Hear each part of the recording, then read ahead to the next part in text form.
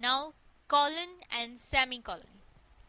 अब हम देखते हैं कॉलन और सेमी कॉलन का यूज कहाँ कहाँ करते हैं। तो सबसे पहले है colon, to introduce an example, quotation etcetera.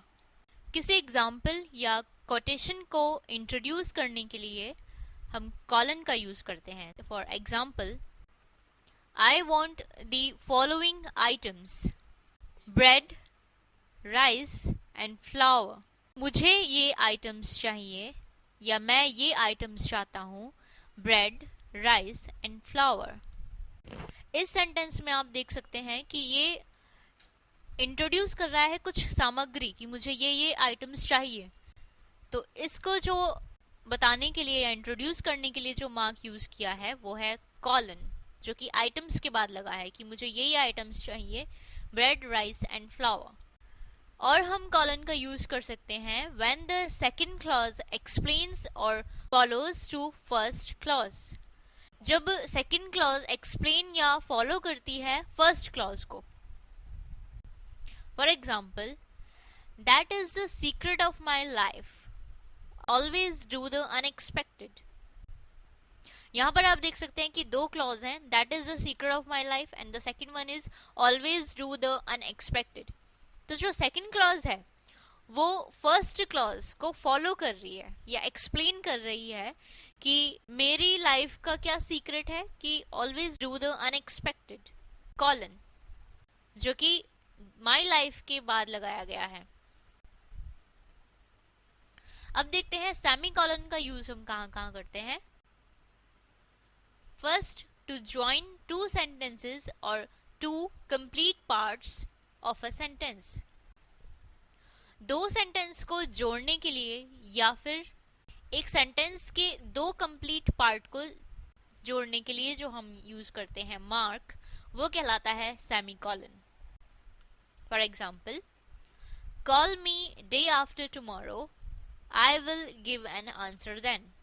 मुझे परसों कॉल करना या मैनू परसों कॉल करना means day after tomorrow, I will give an answer then, मैं तद तुहानू आंसर देवांगा। तो ये आप देख सकते हैं कि एक ही सेंटेंस के दो पार्ट हैं कि call me day after tomorrow, I will give an answer then. तो आप देख सकते हैं कि इस सेंटेंस में जो दो पार्ट्स को मार्क ज्वाइन कर रहा है वो है सेमीकोलन। और हम सेमीकोलन का यूज कर सकते हैं before words which introduce particulars. For example, I have 3 problems, writing, speaking and lack of concentration. इस सेंटेंस में आप देख सकते हैं कि आई हैव 3 प्रॉब्लम्स, प्रॉब्लम्स के बारे में डिस्क्राइब किया गया है कि writing, speaking and lack of concentration. ऐसे सेंटेंस जो कि पर्टिकुलर्स इंट्रोड्यूस करते हो उनसे पहले हम लगाते हैं सेमीकोलन। तो अब आप इन एग्जाम्पल से समझ गए होंगे कि कॉलन का यूज कहाँ करते हैं और सेमीकोलन का यूज हम कहाँ करते हैं। एपोस्ट्रोफी, एपोस्ट्रोफी का यूज हम कर सकते हैं टू रिप्रेजेंट दैट नंबर्स और letters have been left out. उन नंबर और लेटर्स को रिप्रेजेंट करने के लिए जो कि पूरे नहीं लिखे जाते, आधे लिखे जाते हैं, जैसे कि एपोस्ट्रोफी 81। एपोस्ट्रोफी 81 प्रेजेंट करता है 1981 को। यदि हमें 1981 की शॉर्ट फॉर्म लिखनी हो तो हम लिखेंगे एपोस्ट्रोफी 81। दूसरा एग्जाम्पल, डिडंट। डिडंट की फुल फॉर्म है डिड नॉट।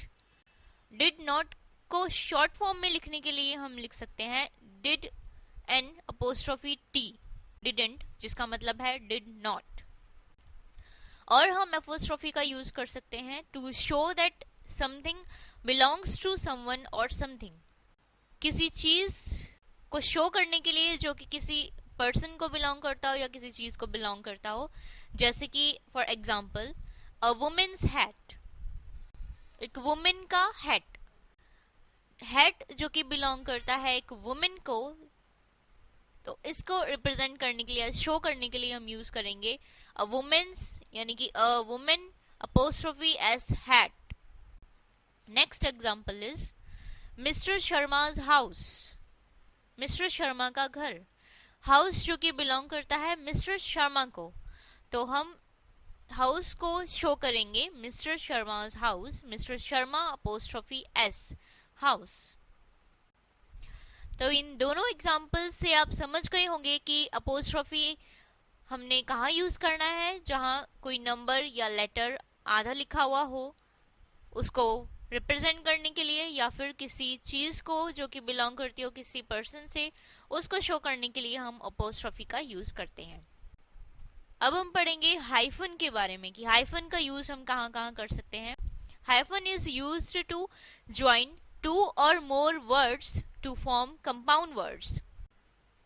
दो या दो से ज्यादा वर्ड्स को ज्वाइन करके एक कंपाउंड वर्ड बनाने के लिए हम हाइफन का यूज करते हैं।